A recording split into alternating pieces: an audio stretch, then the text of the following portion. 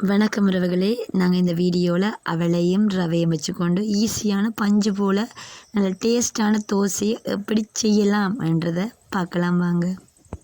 அதுக்காக ஒரு பாத்திரம் எடுத்திருக்கிறேன். அதில் ரவை 1 கப் எடுத்திருக்கிறேன். 1 கப் எடுத்து அதை நான் தண்ணியில் 2 மணித்தியாலத்துக்கு ஊற வைக்கிறேன். ஊற வச்சா நல்லா சாஃப்டாக வரும். அடுத்ததாக இன்னொரு பேசின் எடுத்து அதுக்குள்ளே அவல் எடுத்துக்கொள்ள போகிறேன். அவல் 1 கப், அதே அளவு 1 கப் எடுத்துக்கொள்கிறேன். அதையும் நல்லா அலசி நாங்கள் கழுவின பிறகு ஒரு 5 நிமிஷத்துக்கு இதை ஊற விட்டால் போதுமானதாக இருக்கும். அவல் 5 நிமிஷத்துக்கு ஊறின பிறகு நாங்கள் அவலை மிக்சி கப்புக்குள்ள நாங்கள் வடித்து எடுத்து போட போகிறேன். அவலில் இருக்கிற தண்ணியை நல்லா வடிச்சிட்டு இப்போ அவலை நான் மிக்சி கப்புக்குள்ளே போட போகிறேன். எல்லா அவலையும் மிக்சி கப்புக்குள்ளே போட்டுக்கொள்கிறேன்.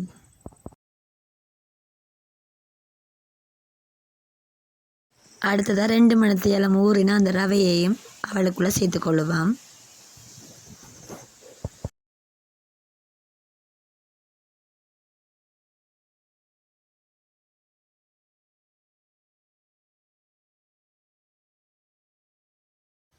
தோசை உடனடியாக புளிக்கணுமென்றதுக்காண்டி ஜோக்கட் சேர்த்துக்கொள்ள போகிறேன். தயிரும் சேர்த்துக்கொள்ளலாம், ஜோக்கட்டும் சேர்த்துக்கொள்ளலாம்.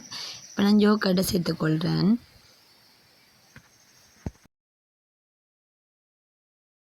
ஜோக்கட்டில் அரைவாசி சேர்த்தாலே காணும்.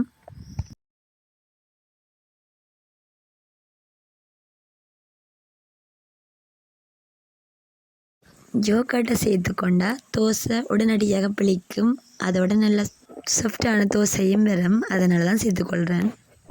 ஜோக்கட்டை சேர்த்துட்டு 1/2 கப் அளவு தண்ணியை சேர்த்து நல்லா ஃபைன் பேஸ்ட்டு கரைச்சிக்கொள்கிறேன். இந்தளவு பதத்துக்கு கரைச்சிக்கொண்டா ஓகே. அதுக்கு பிறகு ஒரு பேசனுக்கு நாங்கள் தோசை மாவை மாற்றிக்கொள்கிறேன்.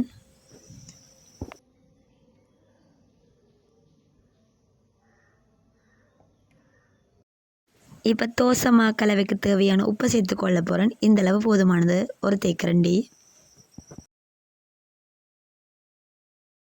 உப்பு நல்லா சேரணும். அதுக்காண்டி நல்லா மிக்ஸ் பண்ணுவேன். கரண்டியால் நல்லா மாவை கலக்கி கொள்ளணும். அடுத்ததாக தோசை மாவுக்குள்ளே 1/4 தேக்கரண்டி அளவில் மஞ்சள் தூளை சேர்த்துக்கொள்ள போகிறேன். தோசை நல்லா மஞ்சள் நிறமாக வரணும்னு சொன்னால் மஞ்சளை சேர்த்துக்கொள்கிறேன். அதையும் நல்லா மிக்ஸ் பண்ணி கொள்ளுவேன்.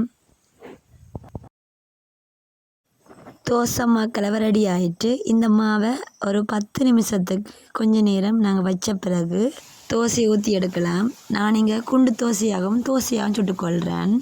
குண்டு தோசை சின்ன பிள்ளை நல்லா விரும்பி சாப்பிடுவாங்க. குண்டு தோசை சட்டியில் நல்லெண்ணெய் விடுங்க. நல்லெண்ணெய் தான் சின்ன பிள்ளைகளுக்கு இன்னும் நல்லா, அதனால் நல்லெண்ணெய் சேர்த்துக்கொள்ளுங்க.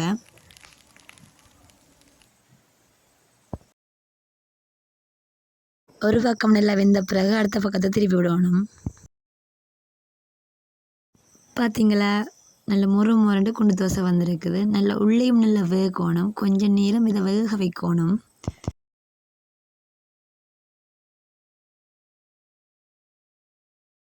சின்ன பிள்ளைகளுக்கு இப்படி செய்து பாருங்க, நல்லா டேஸ்ட்டாக இருக்குன்னு சொல்லுவாங்க. திருப்பி செய்த கேட்பாங்க, இந்த குண்டு தோசை டேஸ்ட்டாக இருக்குன்னு சொல்லுவாங்க. நீங்கள் அதை ஒரு எனக்கு கமெண்டில் சொல்லுங்கள், சொன்னவங்களாண்டு.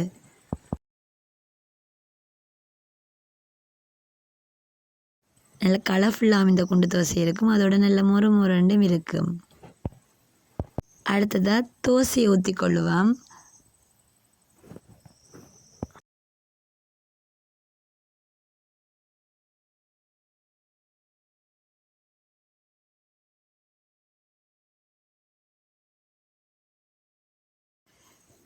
தோசை நல்லா சாஃப்டாக இருக்கும்.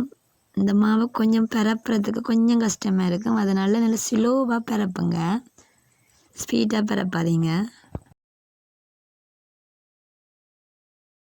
நல்லா டேஸ்ட்டாக நல்லா பஞ்சு போல தோசை ரெடி ஆகிட்டு இந்த தோசையை நீங்கள் ட்ரை பண்ணி பாருங்கள். மறக்காமல் இந்த சேனல் சப்ஸ்கிரைப் பண்ணி விடுங்க, லைக் பண்ணி விடுங்க. வீடியோவை பார்வையிட்ட உறவுகளுக்கு நன்றிகள்.